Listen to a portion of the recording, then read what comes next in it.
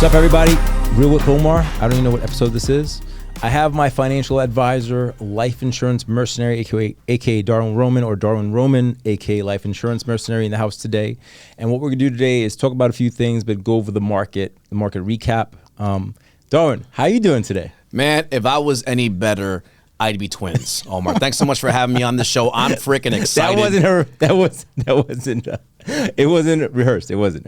No, maybe a little bit. Never is. It's always natural. It's always organic, right? It's always flowing, baby. Exactly. But I'm excited to be here, and it's always an honor. I've been looking to be on the show. Yeah. I see you out there on LinkedIn, on Twitter, on Facebook, on YouTube. Having the amazing content. And we're live right now. So I'm really excited, and I'm glad to be here. Yeah, glad to be here. Yeah, glad to see you face to face. Absolutely, it's been a while. It's amazing how also the history we've had over the last couple of years of what we've been through and done together. Yeah. And it's cool to see it now where we are. Yeah. To see what we got. So let me ask you. I heard you say this in another podcast, and I want to open it up real quick.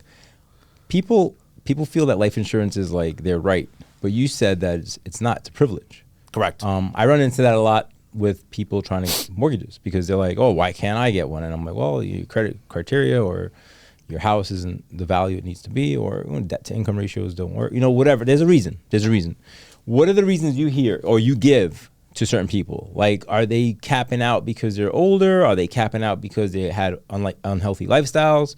Like, what do you see a lot of? Sure. It's mostly about the health issues, right? Okay. Pre-existing health issues. Pre-existing health issues that preclude them from getting life insurance or maybe limit to how much they can get. Can you give me examples without giving me any confidential information? No, sure. Yeah. I mean, for example, I remember I had a person that had a heart attack a couple of months ago, and so they were like, "Hey, you know what? I'm healthy, Time but to get insured? 6 months ago I got a heart attack, but other than that, I'm good." It's like, no, that's not how it works, and you just had a heart attack. No, sir, you're not good. Right, you're not exactly good. And then there's other things and also sometimes people feel like the less they disclose, the better. Right. As in, like you're not going to find out. Right. As in, not just me, but you have to understand that just like when you're running credit for an application for mortgage or a loan, the same thing's happening with the life insurance carrier. They're doing it in their underwriting process. And so as soon as you put your social on that application, your social security number is tied to everything, including your medical history. Right. And you sign off on letting the company look at your medical history. Right. So when they start seeing certain things, like you had maybe some kind of situation where you got hospitalized or you had a surgery, you got prescribed a certain medication, where the medication is something that's very leaning towards cancer. So they get really deep dive, like they have backgrounds like that. Yeah, they'll look at the last 5 to 10 years and see what's in your history, and based on that. But let's clarify to most people in the audience.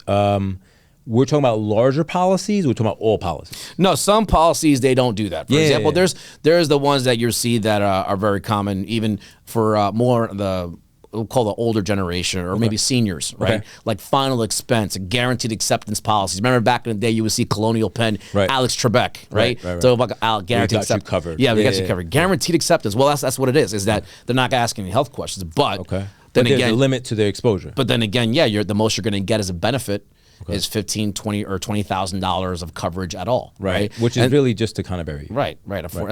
So there's certain situations that it'll preclude you, but there is options. It's just that people feel like, well, I want this, like I want the Lamborghini, but I got Toyota money. It's just not the way it works. And so in this case, it's like I want the Lamborghini policy, but I got a Toyota level health. But let's walk people through that. So there's a difference between policies. There's term and there's whole. Right. Whole is more expensive. Right, but only because it's a financial instrument. Correct. That can be used in a lot of ways. Right, and I always use the metaphor of relating it to real estate. Right. Okay.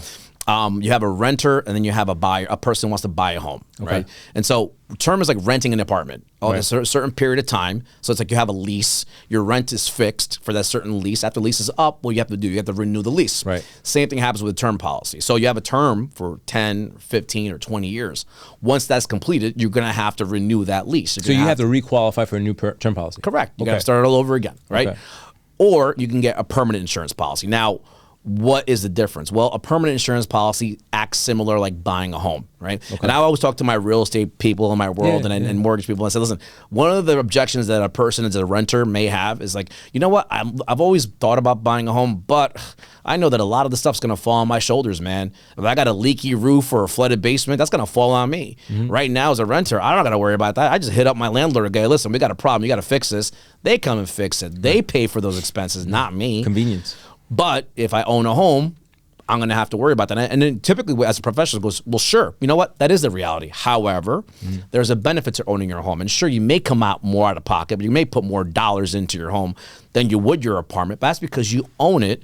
It's yours. Over the course of about 20 or 30 years, you're going to pay it off. You're going to own your home, A. And B, there's going to be value, what we call equity, built into that home. Similar thing happens with a permanent insurance contract. You're going to pay for 20 or 30 years way above what you would put in dollars for a term policy.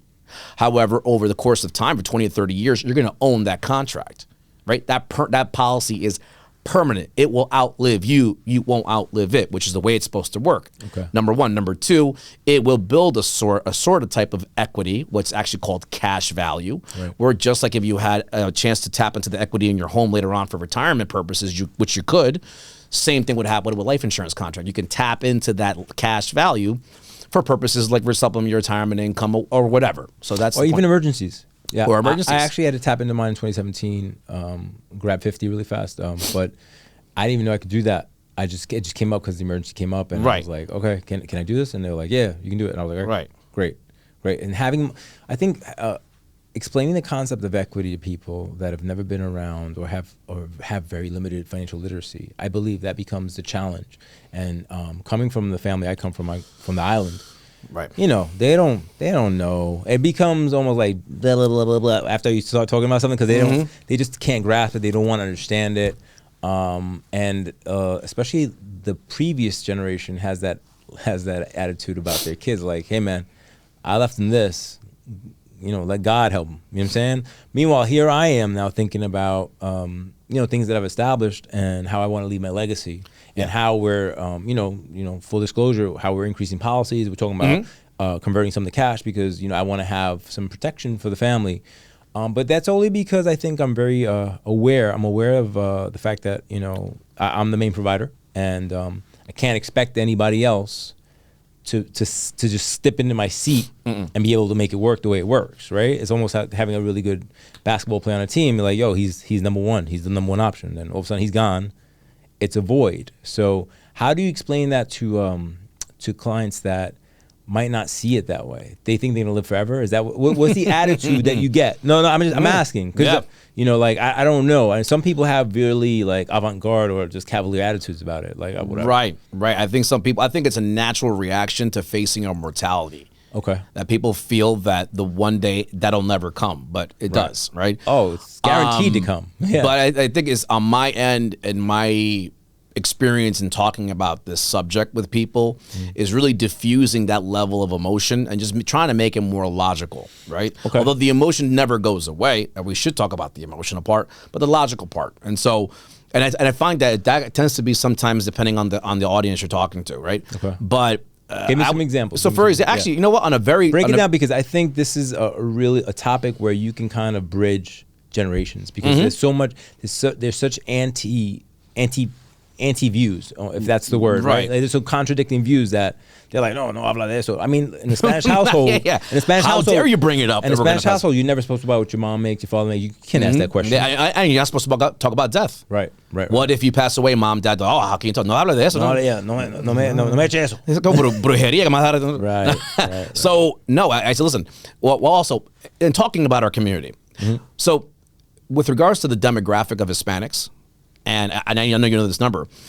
The demographic that is buying the leading home ownership purchases are Hispanics right now in this country, right? Which is an amazing thing. I mean, I'm proud to say. I mean, we outnumber a lot of the other. Correct. So it just makes sense. Correct.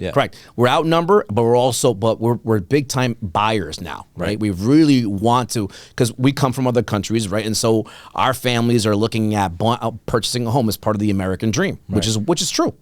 And so, but on the opposite side, LIMRA, which is Life Insurance Marketing Research Association, they come out with numbers every year and also about demographics. And with regards to the ownership of life insurance in this country, Hispanics are on the bottom, which is so inverted because you figure Hispanics are leading with regards to buying real estate, but then they're in the bottom when it comes to setting up retirement and financial plan. It doesn't make sense. So I feel I know what it is. I think I know what it is anyway. I feel that it has to do with tangible versus intangible. Okay. See, coming from other countries, they like to see what they're putting the money into, right? And sometimes they may come from a country where they don't necessarily have the most confidence or trust in their own banking system from where they come from, right? Or the government. Venezuela. So they say, right? So they say, you know what? I'd rather have my cash in my house. I'd rather have cash where I know where it's at. Right. And here it doesn't work like that. You know, we put our money to work for us, and so they start to realize that by at least buying a property, hey, worst case scenario, I can feel this house. I know what it is at. But if you're going to give me something that's for the future that I can't see, it's hard for them to relate. But I marry the logic with that and say, listen, you're buying this tangible property. This intangible document is to protect that tangible property. That's what I always say. So you're here to be able to get the American dream. And we all agree that the cornerstone of building wealth in this country is through real estate. But I talked to them at just one corner of many others. Right. We had to talk about the risk. And I feel that the awareness got a lot higher, especially after the pandemic. Really? Because everybody touched their mortality, right? Correct. They knew somebody passed. Correct. And then they saw who was prepared and who wasn't prepared, because that became glaringly obvious. That became a very big gap and a very big awareness in where the failures lie with regards to planning ahead. Right. So I now use examples, because really what you have to do is just take the stories of other people and just repeat them or tell them to somebody and say, listen, you don't want to repeat this story. Right. So let's make sure that we have the plan in place. We're not saying it's going to happen to you. Most likely it won't happen to you unexpectedly, but we want to make sure that we have a plan in place. And then now I think they're more open to the conversation in that sense. What, the generation, born in the 50s, you thinking? Yeah, a little later than that, a little, 60s? and also but I'm talking also about the people that just came, maybe had just come from another country, right. And also now first generation born like myself are definitely more open to the conversation, because we're more Americanized. We're seeing how things work here, right? We grew up in the system, and then also we've seen where things fell apart with regards to the pandemic and what could be done better. You know, one of the questions I always ask my clients too, and I've been more putting into practice. And here's something I think a very thought-provoking question, is that when it comes to finances and what your parents have done in regards to how they build their wealth or whatever financial decisions they made during their lifetime, how much of that or how much none of that would you want to repeat? Okay. Right? Okay. How many of your financial decisions your parents made would you want to continue? Right. How many good decisions did your parents make that you want to mimic? Right. Basically. You're saying it in another way. In another way, right? So they say, okay, and they say, do you want to make all those same decisions? Do you want to make some of those decisions or none of those decisions? And I kind of get a gauge of what they feel. Right. Some people go, you know what? Yeah, my parents did the right thing. I want to do exactly what they did. Okay, tell me what they did. Right. Some of them go, I do not want to duplicate what my mom and dad did. I think they did not the best ideas on how they put their money to work. That's okay too. Let's figure out how not to repeat that, right? But my other question to a parent, if they have children, is that how would you want your children to answer that question 20 years from today? Right. Because that's the relationship with money, right? And so if we don't want to repeat those mistakes, let's fix it now. And that's where I come in and say, listen, we can put a plan in place and we don't have to make it so hard. It can be very easy if we just go through the steps. That's it. What are the steps? The steps are, whenever it comes to even life insurance, you have to understand that you're right. It's not a right. It's not a right. It's a privilege, right? But the part about it is that there really is no skin in the game from somebody applying. Here's what I mean. So on the mortgage side, right? If you're about to buy a property and you're going to fill out a mortgage application, there's typically fees associated with that, right? No, application no. Application fee, but application no. When you submit for a commitment, that's what I'm saying. That's when things start. That's when it starts getting real. Yeah, you got to pay for now, things. last thing, if worst case scenario at the end of all that process, if you decide to back out, there could be a loss there. Lose a couple dollars. Lose a couple dollars, right? With this, there isn't. So whenever you fill out an application to any life insurance carrier, all you're doing is you're allowing the company to legally tender you an offer. Okay. That's all. Okay. So there's no harm in filling out an application, submitting it to a company, and seeing what kind of offer they give you. And at that point, if they give you an offer, hopefully it's something that we can work with, then it'll be, the option falls on the person and say, hey, how do you want to go about this? I tell people off the bat, managing expectations. I say, well, a couple things are going to happen. Number one, we're going to get an offer and you're going to say, you know what, Darwin, let's keep it as is. Or you go to, you know what, Darwin, can we get a little more? Right. Okay. Or Darwin, you know what, actually, can we do a little less? And I go, that's fine. Or option 4, I tell them as a joke, I said, after all this is done, you may say, Darwin, I hate life insurance. Matter of fact, I don't even like you either anymore, man. Right. Get out of my house. Fine, that could be an option too. That's an option. Hopefully I don't think so, but that's an option. And then I tell people to manage that expectations because, again, because there is no financial loss if you decide to not accept the offer. Well, then that's it. The case is closed and you move on. What's the difference between, there's a lot of life insurance companies, right? Sure. Some have name recognition. Sure.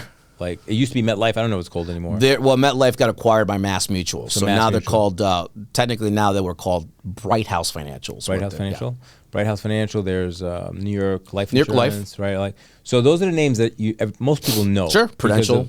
Because of, I guess, marketing, advertising, and stuff like that. But I'm sure there's millions of other providers. Sure.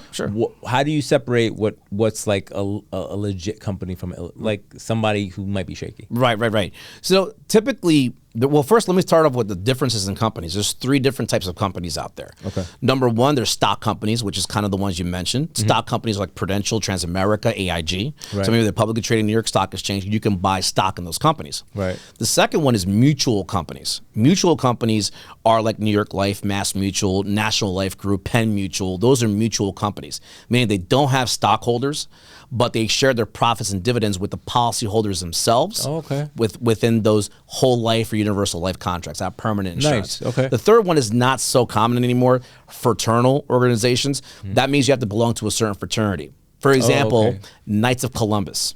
The Knights of Columbus have their own life insurance company. But in order for you to buy one of their policies, you have to be a member of the Knights of Columbus. That's actually one of their steps in their website. Really? Step 1, become a Knight. Step 2, talk to an agent. Step 3, get your policy. That's really what they are. Okay. So that's the differences. But in my mind, I like both stock and mutual companies. That's the way to go. Not to say that one's better than the other, although I have a certain preference with mutual companies. I feel that they just operate a certain way that I feel makes more sense for a policy. Okay. But in terms of picking them, I would say don't put so much emphasis also on hearing on whether or not you recognize the brand. But just because they're big and they have their name on the side of a stadium doesn't necessarily make it the best company out there. Yeah, right? Absolutely. Because the carriers, typically, there's actually about over 800 life insurance carriers out there. But you could really bank on about 20 or 30 of them to do what they're supposed to do. Okay. That's really what it is. Well, and that's a good statement because a lot of people don't know that. They think everything's created equal, or this one's really cheap, let me go with the cheap one. Some people just shop that way, and they don't know. They don't understand what you pay what you get for. Exactly. So, yeah. And just because it's lower cost doesn't mean that it's actually better, right? Because there's other policies out there that have certain benefits built into them that would be more beneficial for you to have, right? So that's where I come in. I look under the hood a lot of times when somebody has a policy. Right. I say, listen, this is a good policy. Bottom line, if you passed away, they're going to pay the money to your family. So that's important. Right. However, that's the most important. Right. That's the most important. Yeah. So then I come up with the question of, well, how often have you been reviewing this policy? And since you got this policy, is it still in line with the goals you had? Have the goals changed since you got this policy? And sometimes it's yes. Sometimes, you know what, Darwin? Yeah, I got this policy 5 years ago from a family friend of mine that got into the industry. They're no longer in. And ever since that point, I now have 2 kids. It's like, all right, well, your life changed. So the $50,000 policy is no longer good, anymore. Which we've done, right? We've done reviews like that, done reviews like that. And it's like, no, this is not going to work. Yeah. We have to review this and do something different. So that's where the value of coming in and speak to somebody and just doing it. And whether it's me or somebody else, I tell people, I'm an advocate for this entire industry in the sense of whether it's with me or somebody you already trust and like, go for it, but do it. Don't let it sit behind. Don't procrastinate, because the last thing you want to do is wait until the fire and then wonder where the extinguisher's at. It's not how it works. Right. I'm sure you have to have a lot of snappy analogies because people don't understand the urgency of something until they need it. Exactly. When they need it, it's an issue. Exactly. It's like when they come to me and they're like, oh, I'm 3 months behind on my mortgage. What can I do? And I'm like, well, what happened? And they're like, well, I lost my job, and I thought I could, just ride it out. I'm like, you got to call a mortgage company. And I tell a lot of people, look, even during this pandemic, they're super flexible still.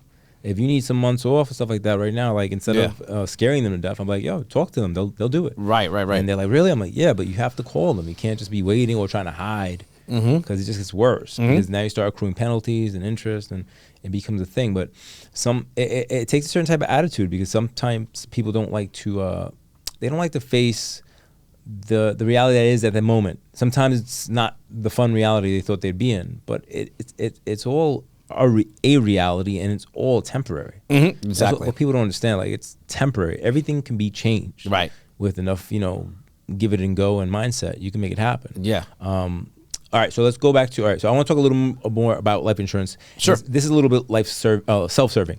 So whole life policies. Right, okay. You can fund them. Is there a limit? So the limit is based, so the government actually put in. Whole life is the more expensive insurance policy, guys. Just right. And actually, in going into that, people tend to ask me also, what's the difference? How much, they'll ask me, well, how much does whole life cost? Right. And I say, well, here's compared to term. Yeah, compared to term. I say, here's the difference in terms of how you look about how you approach a whole life contract or a universal life contract versus term. Term is simply meant to be able to transfer risk, very high amount of benefit for pennies on the dollar. That's really what's happening there. Right. Permanent insurance contracts like whole life or universal life, there's a different goal with that. There's a different end result that you're looking for. You're looking most likely to build an alternative asset class within your portfolio. It's a financial tool. It's a financial tool. Right. So then I say, well, then if you're using that tool for a different function, then you have to approach it a different way. So the point is that instead of saying how much does it cost, the question more is how much are you looking to contribute into your contract? Okay. I usually use the example of, well, if you have annual enrollment at your company, your employee of a company, they offer 401k plan. And they go, hey, here's a 401k plan, and how would you like to sign up? Typically, the question isn't, well, how much does the 401k plan cost? It's more of, well, how much out of my paycheck do I want to put into the plan, right? That's exactly the way we look at it. Because then we say, okay, now we're looking for a different purpose. We reverse engineer the benefit to be able to make it work. But the limit in terms of contribution, back in the 80s, there were no limits. It was the wild, wild west. So everybody was just dumping a lot of cash, almost laundering it. So eventually the IRS caught on and made certain kind of rules around it. Okay. So the amount you can contribute, which actually changed now, the amount of contribute got larger. The IRS changed a rule now, where now you can actually put more dollars into a life insurance contract. So it shows you, why would the IRS actually make it easier for people to put more dollars to a life insurance contract? There's got to be something behind it. One of the theories is that they want to make sure people are taking more personal responsibility for their own finances, which is absolutely most likely the case. Another part of it is, well, sure, there's some people that have motives in there, because there's definitely a lot of people in Congress that own these contracts, and they want to make sure these contracts are taken care of and maintain that kind of tax shelter feature, because they want to use them themselves as well. So they have strong lobbying forces out in Congress to make sure that this stuff stays the same. So you're saying your contributions are tax deductible? No. Okay. So the contributions, now you could put more dollars into it. Okay. What's the cap? So the cap is based on the death benefit. So if you have $1 million and based on your age and health, there's going to be a certain amount you can put in on a yearly basis without triggering a taxable event. Okay. So, and that's also based on an age basis. That's what I was getting to as well. But the big rule to understand is that the amount of death benefit you have will then justify or give you the room with regards to how much you can put into it. So for example, in your case, it'd be impossible for you to have a $250,000 whole life contract right now, and then you want to put in $100,000 a year into it. It's not going to work. Right. If you decided you wanted to do that, well, we'd have to kick it up. The excess amount above and beyond what the limit is, you're going to get taxed, and that's going to be an issue. So you're going to have to increase the death benefit if you wanted to put $100,000, maybe to like $5 million of whole life, for example, to justify putting $100,000 annual contribution to, right? So that's how it works, based on the death benefit. Okay. So just for shits and giggles, if you have a $4 million policy, what is the most you can put in a year? Yeah, there's based on the age, but let's say it was you. Shits and giggles, just 47. 47. Yeah, you know what? As a healthy male, there's definitely a room to between $30,000 and $50,000 a year without causing. This is me taking an estimate without causing any kind of tax issues. Sure. Okay. Sure. So you could dump in $30,000 to $50,000 a year. Theoretically speaking.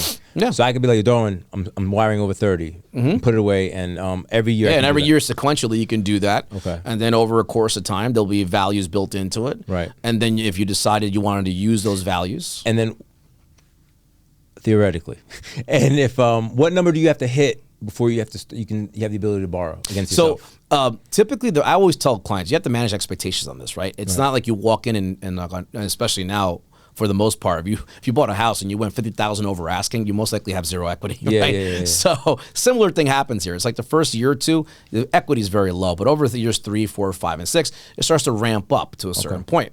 So you're going to start seeing it, and then as we keep watching it every year, then you're going to be like, okay, you know what? There's a good amount of value now built into it. If you want to start tapping into it for something, maybe to fund a real estate deal. Theoretically.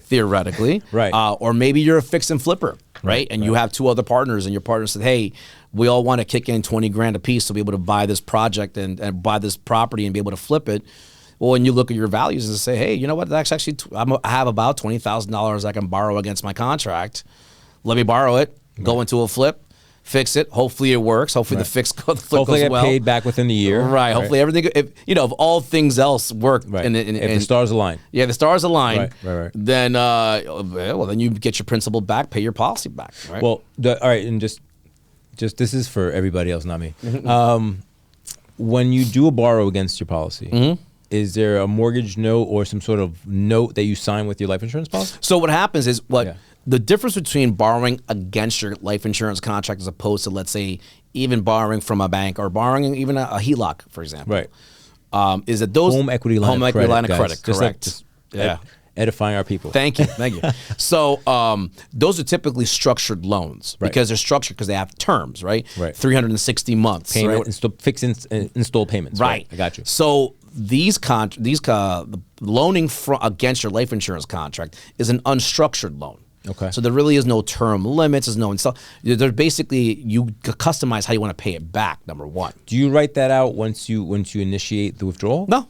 Whenever you just figure, I have 5. I'm gonna send it. Yeah. You might pay it back $100 a month back, or you say, hey, you know what? I don't know where it worked out. You pay it all back in one shot. There's no prepayment penalty on that. If you're paying yourself back, you're paying yourself back interest. Correct. So if there's an interest. Oh, so going back to that. Sorry. So in order for this loan to be qualified under the IRS rules as a loan, the life insurance carrier has to attach an interest rate to it. Typically, they'll use LIBOR or something like that. So let's call it around 3%, 3.5%. Obviously interest rate's going up now, but let's just call it that. Yeah. What they'll do is they'll attach that to the loan that you took out against your contract. But people have to understand, when you borrow, remember, you keep using the keyword against, not from. Right. What you're doing is you're collateralizing your life insurance contract with the life insurance company. So let's say, for example, the company is National Life Group, Penn Mutual, or Mass Mutual. Who's the number one guy you write with? 2 of them are typically National Life and Mass Mutual. Okay. So what happens is that the actual company is taking the money from their account based on your values and letting you borrow the money. And using your contract as collateral. Yes, right. And then what happens then is that you borrow, right? Okay. The values are still there. You borrow, you pay it back, but they attach the loan. Right. Now, when you pay it back, again, it was a loan, but the loan credit goes back to your policy, right? That's what happens. If there happens to be the interest rate attached, because every company operates different with loans. Right. But let's just say you had to pay back a 3% interest on your loan. That 3% interest also gets credited back to your policy. We have to understand that life insurance companies, life and annuity companies, are not financial institutions to the sense of a depository. They're not banks, right? Teachable moment here. Yeah. Here's the crazy thing. Life insurance companies are actually large investors, REITs, in real estate investment trusts. Second teachable moment. I'm sorry to put you on pause. I like that, yeah. Life insurance loans, or however you want to document that, do not appear in your credit report. They do not factor into your DTI. They don't appear anywhere. This is off the books financing. So you're welcome for that, guys. All right. I'm illustrating with Darwin so you guys understand, if you have a policy, things that you can accomplish. And funny enough, I had somebody ask me about that, and because I think they wanted to borrow. They have some old policy and they're going to borrow against it, and they were talking to their mortgage person. The mortgage person had no idea what they were talking about. Teachable moment. If your mortgage guy doesn't know what the fuck you're talking about, you should get a new mortgage guy. He was like, what do you mean? No, the mortgage person was saying, no. If you borrow from your policy, that's going to show up in your DTI. Teachable moment here. You know the fuck he's talking about. It doesn't. No. So it's off the books financing, guys. To use lack of a better word. Correct. It's off the books financing. So again, the life insurance carriers are not banks, and so they're not in the business of banking. So therefore, they're not going to keep your interest. If they do keep your interest, then their function as a bank. And it changes like the whole regulatory. Oh, forget system. it. They don't want to deal with that. They don't want to. They're happy where they are. Okay. And they say, let the banks do what the banks do. We're going to do what we do, and that's it. Let me sound like an asshole for a second. Just ask you a question. So how is it that the life insurance companies make money? So here's the deal. So every dollar that we all put dollars. I got a policy. You got a policy. All our dollars are collectively being held by the life insurance carrier, right? Now, hopefully none of us pass away all in one shot. So they have all these dollars coming in every month. They also have a portfolio. They take their dollars and make their own investments. Real estate investment trust. They will buy REITs. They own commercial property. Some of them actually even have commercial loan divisions. Some of them will invest in the stock market, right? But what happens is that although your dollars may not be in the market, they're taking your dollars to be able to produce revenue for the company. And when they produce that revenue and you have, let's say, a whole life policy, they're sharing those profits and dividends they're making on your money back into your policy, right? That's called mutuality. Stock companies also give dividends, but they function differently. So, but what I was going back to is that the mutuality of it, they pay the dividends. So these companies also like a bank. People, well, how does a bank make money, right? Well, you make your deposits and your cash is, first of all, the reality is if you have $100,000 in the bank right now, I'm sorry. I'm sorry. But if you have $100,000 in the bank right now, and you decided to go up to your local TD bank. Let me get that. And say, I want $100,000 cash right now. They're going to look at you crazy. Like, first of all, sir, we don't have that here. We don't have that here. And like, what do you mean? And that's actually an example I give to talking about our Hispanic people or our community. I said, well, look, if you have whatever cash you have, let's say you have $100,000. I tell them that.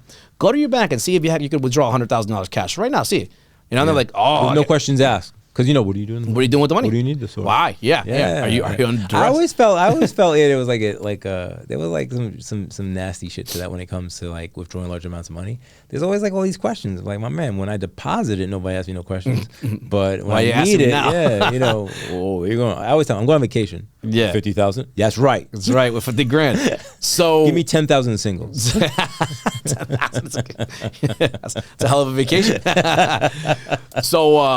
So that's how it functions in terms of loans, and that's also like going back to your point, why some real estate investors will utilize these contracts, because the loan that they're doing against their contract does not show up on their DTI or personal credit report. Much easier to get it; it gets wired within days to your account. And the fact is, the money's growing faster in the life insurance company compared to a bank. Compared to a bank, bank, sure. Right. Of course, there's always that level of uneasiness of access, right? Like, it's a little bit of, I need this, sign this, whatever, they wire it, whatever.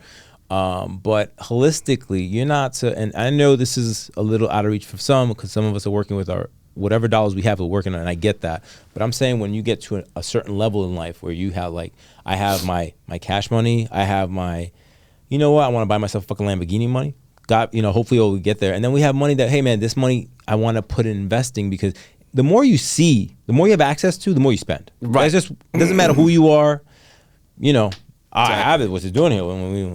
Everything looks like appetizing now. Everybody want to buy everything. So you got to kind of train yourself, especially for us self-employed people. We see large sums of money coming in, and without any discipline, all of a sudden we're burning all of it. And remember, as an entrepreneur, nothing's promised, right? So you should at least make some sort of rule, like 10%, even if it's something very small, to just get it. The hardest part is starting. The hardest part is starting, seeing 5% just always automatically withdrawn from your account. But once you get into a groove, it's okay. You can learn to live, with 5% less per check, whatever, because then you can see it. Don't look in the market right now. You look in the market, you want to shoot yourself. But I did that. I was doing that. So, but now the market's in the toilet. So whatever. No, I'd say the people that win with regards to building wealth are disciplined. That's really what it comes down to. That's mostly life. That's it. That's mostly life. I can't lose weight. Right. Stop eating cookies. Discipline. It's really that easy. Yeah, it's really discipline. It's discipline. And when some people will say, well, it's not first of all, whole life insurance and universal life insurance are not investments. I want to say that off the bat, right into the camera. They are not investments. So they are not investments. They're insurance contracts, but they're a tool to getting you to the finish line. And what I mean by that is that having these kind of policies, it's a disciplined, forced savings that happens in your world. Yeah. Because you already know that this dollars have to come out every single month.